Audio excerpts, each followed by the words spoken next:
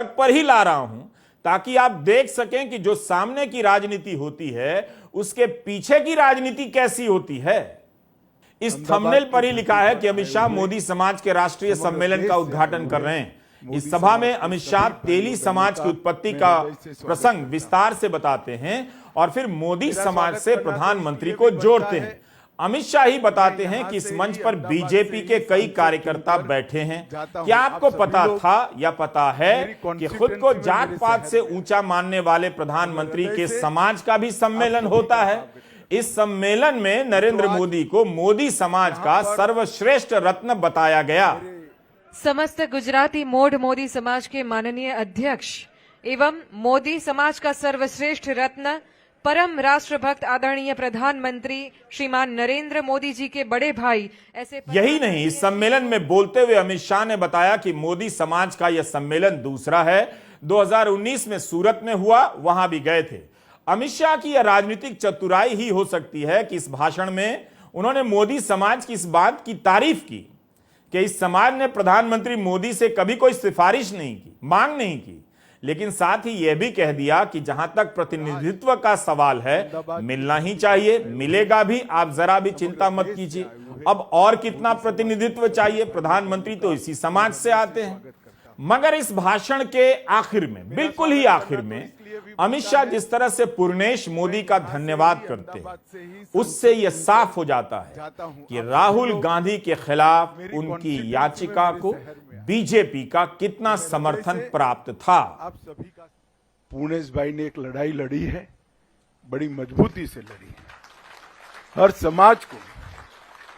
हर समाज को व्यक्ति का अगर कोई अपमान करता है तो ये छोटी बात है, परंतु समाज का और देश के प्रधानमंत्री का अपमान करता है तो वो समाज का अपमान होता है, समग्र देश का अपमान होता है।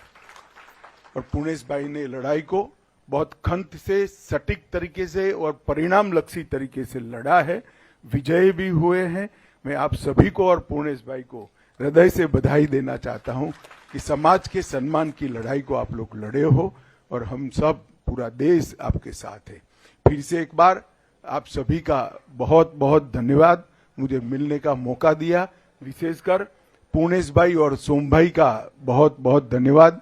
अच्छा होता कि मोदी समाज के इस राष्ट्रीय सम्मेलन में प्रधानमंत्री मोदी ही बुलाए जाते। देश देख भी लेता कि राष्ट्रवाद की राजनीति की धारा जाति के सम्मेलनों से ही निकलती है, राष्ट्र के किसी निराकार प्रेम से नहीं। यह भी सोचना चाहिए कि ग्लोबल लीडर हो जाने के बाद भी कोई नेता समाज का नेता कहलाने की चाह क्यों नहीं छोड़ पाता है, या कोई समाज उसे अपने समाज के दायरे में क्यों समेटे रहना चाहता है।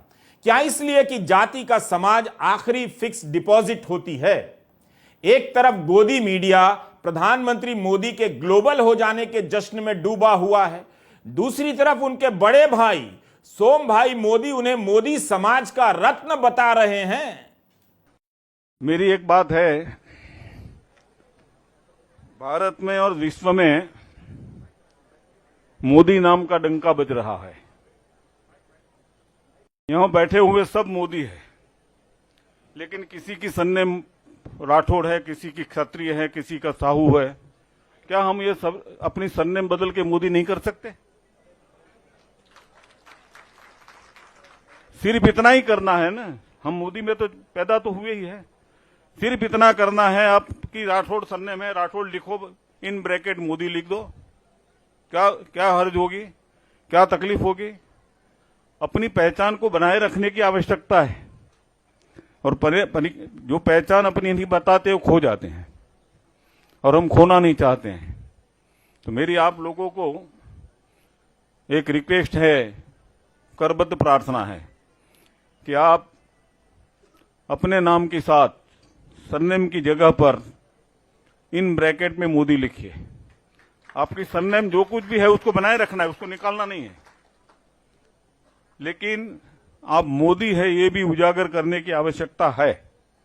हमें पता है कि यह वीडियो संजय सिंह के सहयोगियों के यहां ईडी के छापे पर है, और हमारा सवाल है कि क्या अदानी मामले में बोलने के कारण कुछ लोगों को विशेष रूप से निशाना बनाया जा रहा है।